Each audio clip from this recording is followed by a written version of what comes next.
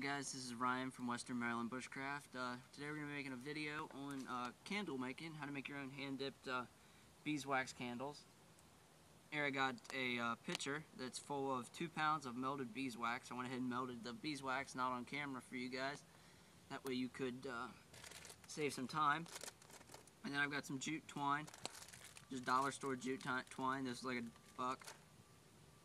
And to make the candles, you're going to need a little setup here. Just take 2 sticks, split them on the ends, and when you split them on the ends, stick some sticks down inside the little splits so it holds it open, and it'll hold your stick that you're going to use to cool your candles on. And the next step after you make that is take your jute twine here, cut off a piece a little bit longer than you're going to make your candle with so you can tie it off, and then just dip one end of it like 90% of the string down in the wax. And then wax is really hot right now, so we're gonna have to wait a minute for it to cool. I just took it off the fire. Sorry if there's some smoke in the video. The fire isn't burning optimally right now. Alright, should be cool enough. And then just take your hand, run it down the string.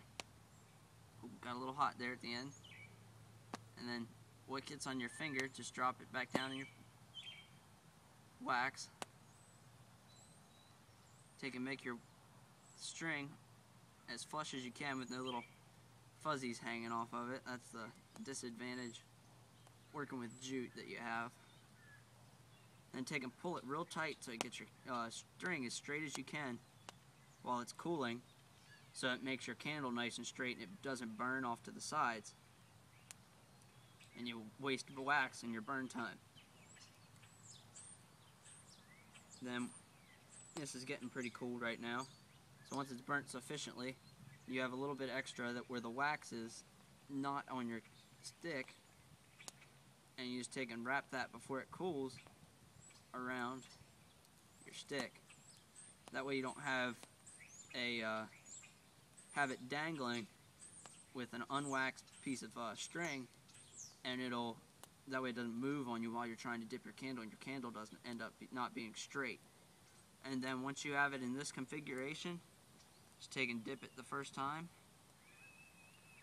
pull it out, and let it cool till the beeswax starts to harden up. It'll be a off yellow color until you get it decently thick.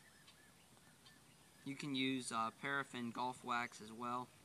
It does the same thing. It'll lose a little bit of its straightness when you're first starting to dip it, but then you can just take it off and pull it, straighten it right back out the same way you did the first time. And a little bit of wax that catches on the end, you want to ball that up just a little bit so you can eventually get a straight setup, flat bottom, and you're done, so your candle will sit flat on whichever you're trying to sit it flat on.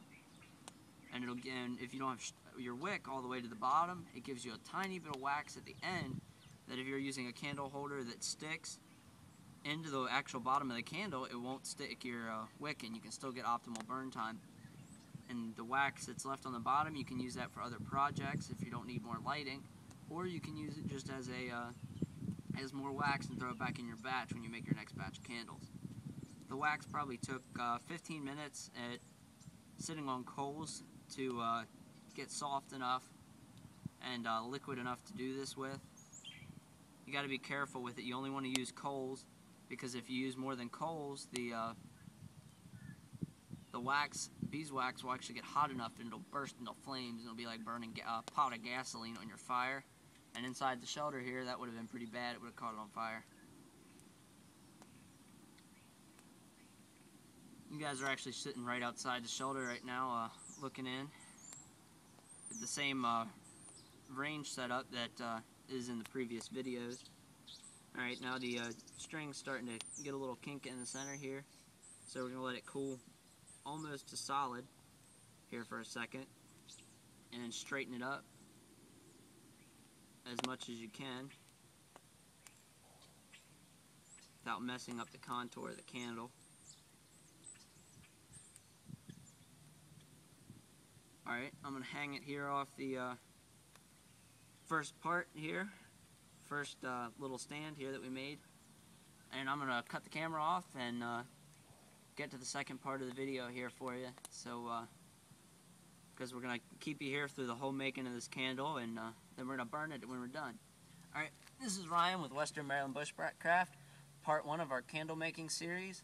I'll be back with you in just a few minutes to finish up the video. Please watch part 2. And this has been Ryan with Western Maryland Bushcraft. Thanks for watching. Please give us a thumbs up, comment, and subscribe. Have a good one, guys.